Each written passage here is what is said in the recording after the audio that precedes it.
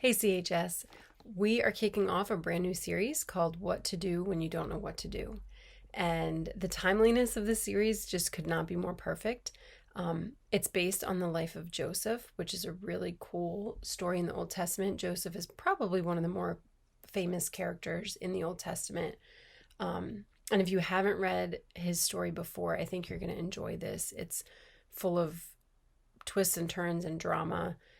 Maybe not what you would expect from the Bible, but it's also filled with a lot of really awesome encouragements and hope, especially when we go through things that are hard and unexpected.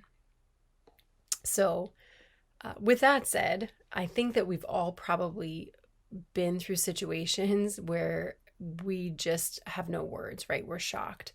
And I don't know for you all, but I use a lot of emojis when I text. I'm not so much into GIFs or GIFs or whatever, however you say them. I'd love to hear from you. How do you say that word? But regardless, I'm not somebody that necessarily uses them all the time, but I'm definitely in a bunch of group chats that people are total fans of these GIFs. And so whole conversations can be had through these little movie clip things. And what's cool about emojis and GIFs is there are absolutely situations in life when just words are not enough, when the shock or the pain or the struggle or the surprise is just so much that you don't have words for it. And oftentimes I think that when we experience things that are shocking, that catch us off guard, a lot of times they are negative, right? They're hard things. They're shocking, not necessarily in a great way, like, oh, my boyfriend just proposed, but more in like, oh, I wasn't expecting this. And the reality is, I think in light of COVID-19, I think a lot of us are walking through that right now. For me, at least in the beginning of this, the first 2 or 3 weeks, I feel like at least every day I had a moment of like, this is weird. Is this really happening? I don't really have words for this situation. And as the weeks have gone on and there's been more consequences to COVID, recently the schools shut down for the rest of the school year, which, some of you might be living your best life right now. You're like, this is amazing. I can stay home and play video games. And that's great.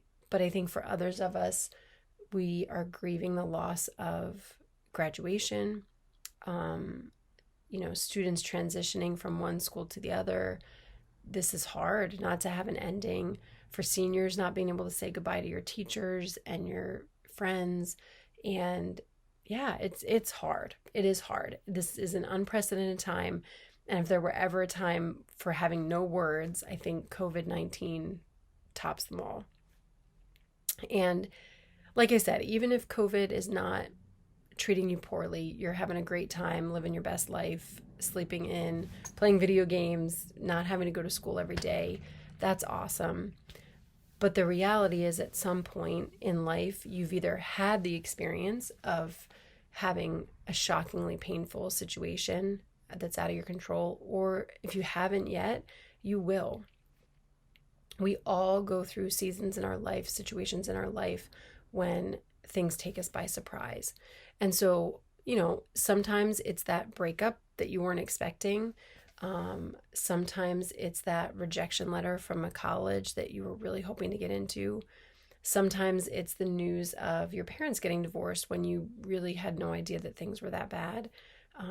It's not always bad news. Sometimes it's your mom or your stepmom is pregnant and having a child, and it just isn't what you thought the next season of your life was going to be.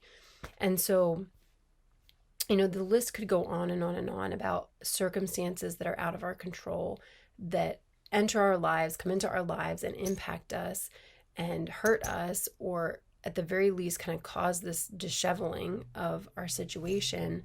And it's hard. It's hard to navigate.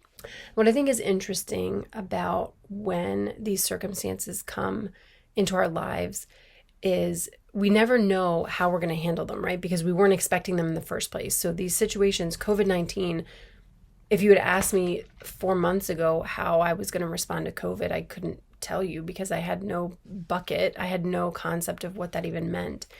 And what can be crazy is, depending on the situation, depending on how you're wired, different circumstances can come into your life. And sometimes you might be pleasantly surprised with how well you handle something. And you're kind of in it and you're like, wow, I feel like I handled that really well.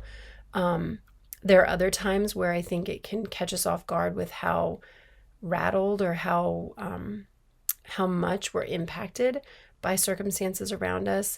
Maybe it's the death of a friend's parent, or a job loss of a parent, or a medical diagnosis, and we just don't expect to be so impacted. And I think there are other moments where things happen around us and they can draw us closer to God. We go through struggle, we go through hurt, we go through pain, and we look back and we're like, man, I was so close to God during that time. I felt his presence. I felt his comfort. It just strengthened my walk with him. And on the flip side of that, I think sometimes the hard moments in our life can actually cause us to question whether or not God's even there, or if he is good, or if he cares. And so all of that is normal. We don't know what to expect. Things come across. There are these moments that are hard, and we end up asking ourselves, like, I don't even know why this is impacting me so much and why it's hurting. And then I think there are other times that we go through painful things, shocking things, where we experience them actually drawing us closer to God, which is really cool if you've ever experienced that. You know, we see his hand at work, we are comforted by him, and we look back and there's some of our closest moments in our relationship with him. And yet other times we go through struggle, we go through hurt, and life gets hard, and it causes us to wonder, God, where are you? Are you good? Can I trust you? And so what's interesting about when our life brings shocking moments of struggle and hardship is that because we're wired so differently, we handle hurt differently. But regardless of how we handle it, it doesn't change the fact that hurt hurts. And oftentimes when we're going through difficult situations, we end up asking ourselves, what do we do next? Right? Shocking and painful situations can leave us feeling like we don't know what to do, and asking the question of, where do I go from here? And so as we dig into the life of Joseph, I think that we are going to find encouragement and hope and lessons, truths that we can take away and apply to our own lives when we find ourselves in those situations, asking that question, what do I do now? So Joseph is one of the most famous Old Testament characters. His life is full of craziness and drama, and he just has a really good story. So he's found in the book of Genesis. And to give you kind of just this quick overview before we dive into scripture, Joseph was the favorite of his father. He was the favorite son, and he had these dreams. And for whatever reason, he felt like it would be a good idea to share these dreams with his family, even though one dream in particular, he saw himself as kind of above everybody else. Like, he saw this vision where his brothers and his family were actually going to be bowing down to him. And of course he shared that. Well, Joseph's brothers were not happy. They weren't happy that he was their father's favorite child. And they weren't happy that, they thought he was kind of arrogant. Like, you think we're going to bow down and worship you or bow down to you? That makes no sense. And so we pick up the story where Joseph's brothers are wrestling with anger and jealousy towards Joseph. And so they make a couple decisions that we're going to look into right now that kind of set the trajectory of Joseph's life and his story. So we're going to pick up in Genesis 37:18, and I'm reading out of the NASB, but you can follow along in whatever version of the Bible you have. So 37:18. When they saw him from a distance, and before he came too close to them, they plotted against him to put him to death. Seems like an extreme response. They said to one another, "Here comes the dreamer, so let us kill him and throw him into one of the pits, and we will say that a wild beast came and devoured him. And then let's see what becomes of his dreams." So, yeah, that's just a very extreme response to the situation. Fortunately for Joseph, his brother Reuben kind of steps in and says this: "Let's not take his life. Let's shed no blood, throw him into the pit that's in the wilderness." And his thoughts were that later on he would come and rescue Joseph out of this pit. The brothers would get their anger out, Joseph would learn his lesson, and no harm, no foul. But they weren't done. So as this was happening, they noticed a band of traders, like merchants, that were coming along. And another one of the brothers, Judah, noticed that and said, "Hey, instead of murdering him, let's sell him to the traders." So they took his robe, threw him in the pit. The traders come, they sell him to the traders. They take his robe, dip it. They end up killing later on in Genesis 37:32. It talks about where they slaughtered a male goat. They put blood all over the robe. They take it back to their father and they say, "Hey, like, is this Joseph's robe? We found this. Examine it and see if it's his." And their dad looks at it, says, "Of course it's his. A wild animal must have come and killed him." I mean, there's so much going on in this story already. But I want to go back to Joseph for a minute. Like, if you're Joseph and you're in this pit and then you're coming out of the pit and you're sold, you realize that your brother's jealousy of you literally has resulted in you being sold into slavery. If there's ever been a like, I don't know what to do moment, I'm sure that Joseph was experiencing that then, right? There was nothing that he could do to get himself out of this circumstance. And unfortunately for Joseph, the story doesn't end there. And in the coming weeks, we're going to learn about a lot of the other situations that Joseph found himself in that were painful and hard and shocking. But before we kind of get there, for today, I want to focus on 5 words that are found a little bit further along in Genesis in the story of Joseph. There are 5 powerful words that I know for myself. I've been, speaking this truth over my own life, over the life of my family and friends during this last month of the unknown of COVID. And so I hope and I pray that these words are an encouragement to you today. So in Genesis 39:2, so it's a little bit further along, there are things that happen after he gets sold into slavery, which are crazy. But in Genesis 39:2, it says this: "The Lord was with Joseph." The Lord was with Joseph. Joseph didn't have a lot going on for him in the pit or in the coming years in his life. You will see the ups and downs. But this truth that the Lord was with Joseph is the single truth that he could rely on, that he was not alone. And it didn't change his reality. It didn't change how crazy the circumstances would get. It didn't change that for his dad, that he thought his son was dead. It didn't change the jealousy and the anger and the actions that his brothers took. But regardless of the fact that he couldn't do anything about his circumstance, he couldn't unsell himself, he couldn't get word to his father, he knew that he was not alone.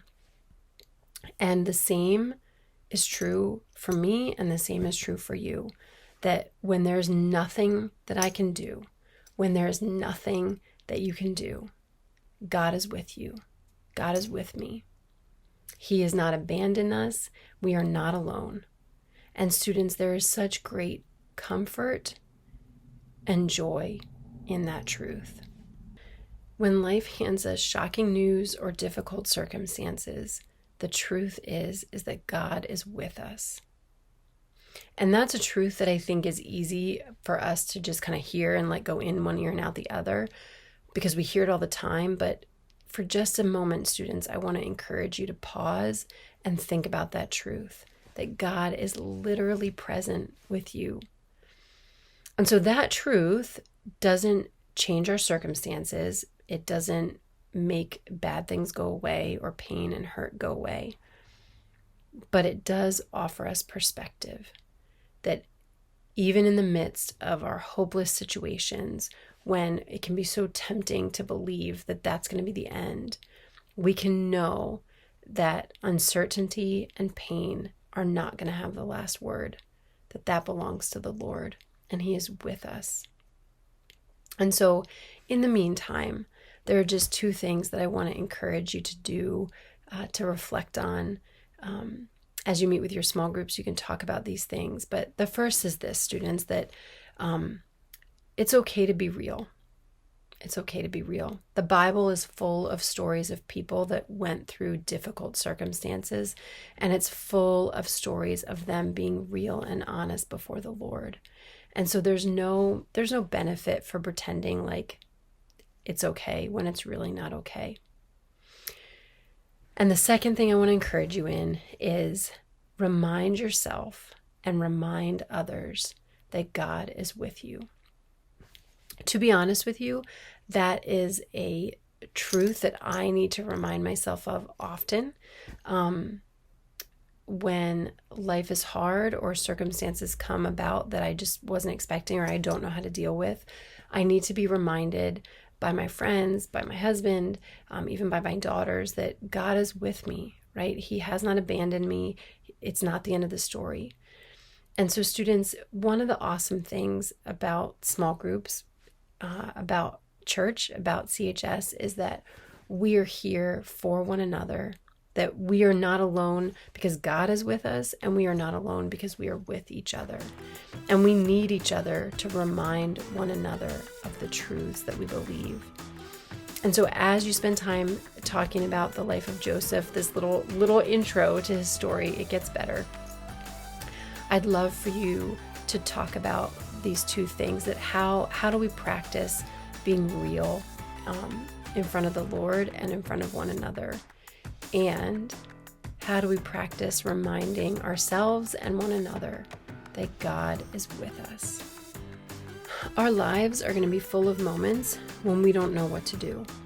And it's important in those moments to remember that God is with you. It's not going to make the difficult circumstances go away. It's not going to take away the pain. But there is power in the truth that you are never alone.